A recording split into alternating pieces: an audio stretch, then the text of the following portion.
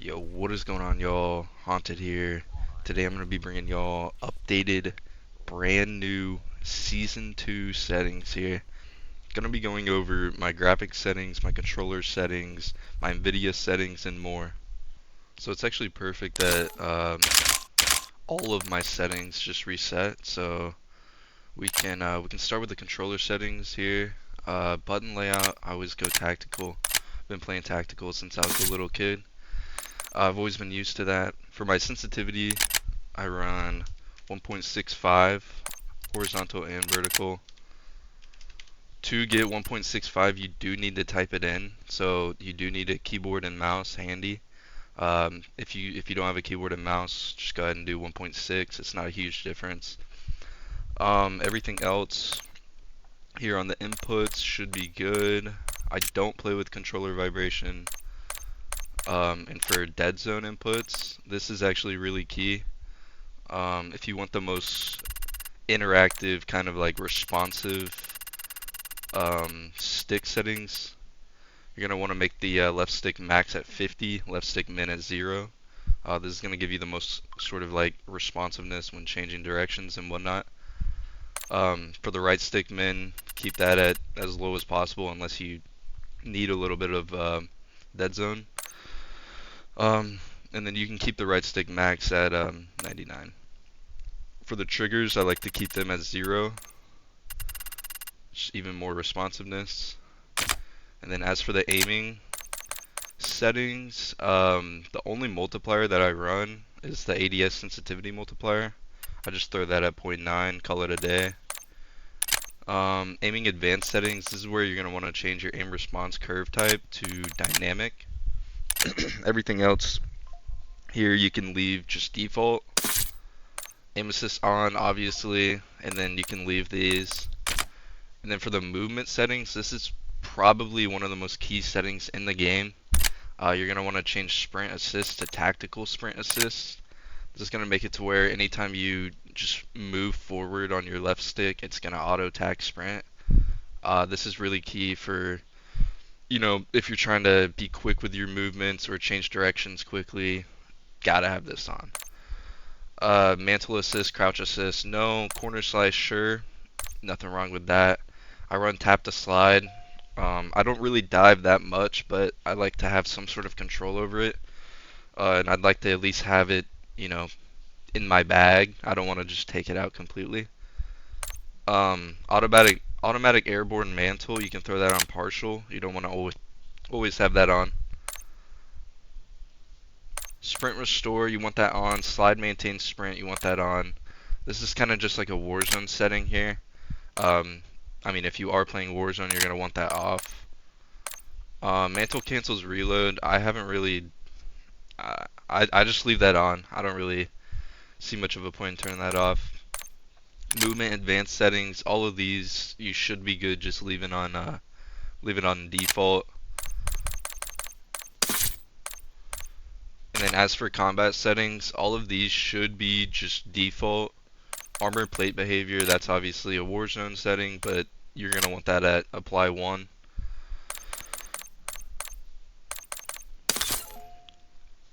And then onto the graphics settings. For my graphics, I did just get a new PC, so I am running a little bit higher of graphics. I will say the brightness you're going to want to turn up just slightly to either 55 or 60, nothing more than that. And then other than that, just keep most of these default. As for quality, I always go custom. So I also run NVIDIA DLSS. So this is going to give you kind of like more options in terms of performance and quality based graphics settings. I throw the sharpness up to 65 just because I like the sharpness. And then usually I'll run performance here. Then moving on, everything else here you're gonna want to keep the same. Texture resolution, I bumped this up to normal.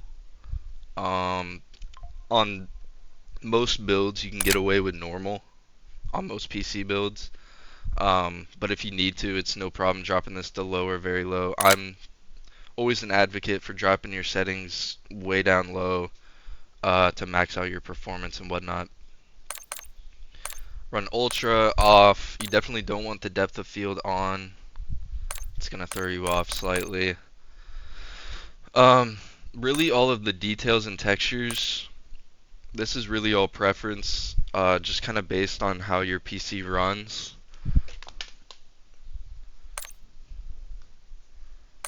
So everything here you can kind of keep at, kind of an average sort of setting. You don't want anything too high, too low. And then a big thing, you can turn this reflection quality to low. This on certain maps like Skyline with a bunch of water reflections can kind of cause some frame drops there. And then the only other thing, I would turn water quality off. Any map with a lot of water on it is gonna just plummet in terms of frames just because of the water quality. If you just turn it off, you don't have to worry about that. Go ahead and apply that, and then I'm gonna go to the view settings. Field of view, I've been running 105. I think 120 is fine. However, 105 has some sort of competitive benefits, gives you a little bit less visual recoil and whatnot. ADS field of view affected, default. You don't need to change any of this. You're going to want world motion blur off, weapon motion blur off. No need for those. First person camera movement, you're going to want that at least. Always at least. And then sometimes you can turn on inverted flashbang if you're playing late at night. Flashbangs can get pretty bright. Moving on.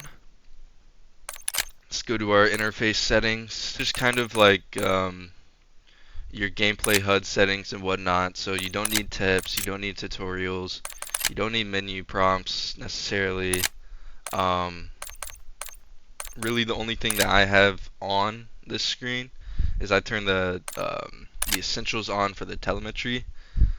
I want to be able to see my FPS and my packet loss and whatnot. So I have just the essentials on here. Let's see here, readability. I haven't changed any of this except the color customization.